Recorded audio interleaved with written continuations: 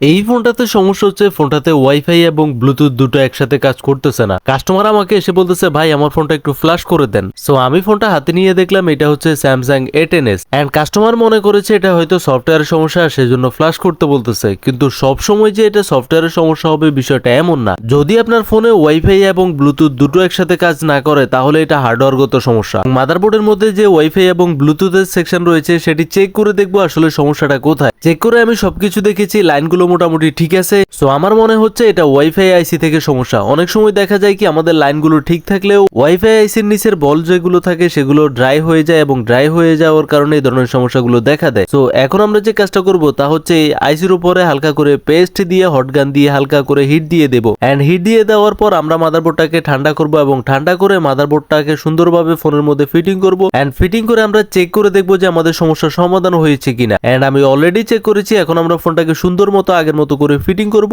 এবং ফিটিং করে চেক করে দেখব যে আমাদের সমস্যার সমাধান হয়েছে কিনা। এন্ড আপনারা দেখতেই পাচ্ছেন আমি ফোনটাকে ফিটিং করে ফেলেছি এবং ফিটিং করে ফেলার পর ফোনটাকে চালু করেছি এবং চালু করার পর আপনারা দেখতেই পাচ্ছেন আমাদের ব্লুটুথ অন করার সাথে সাথেই কিন্তু ব্লুটুথ অন হয়ে গিয়েছে এন্ড ওয়াইফাই ওপেন করার পর আপনারা দেখতেই পাচ্ছেন আমাদের ওয়াইফাই নেটওয়ার্ক গুলো কিন্তু এখানে শো করতেছে। এখন আমরা একটা ওয়াইফাই নেটওয়ার্ক কানেক্ট করব এন্ড কানেক্ট করার সাথে সাথে আপনারা দেখতেই পাচ্ছেন আমাদের ওয়াইফাই কিন্তু কানেক্ট হয়ে গিয়েছে। তার মানে আমাদের সমস্যাটির সমাধান হয়ে গিয়েছে।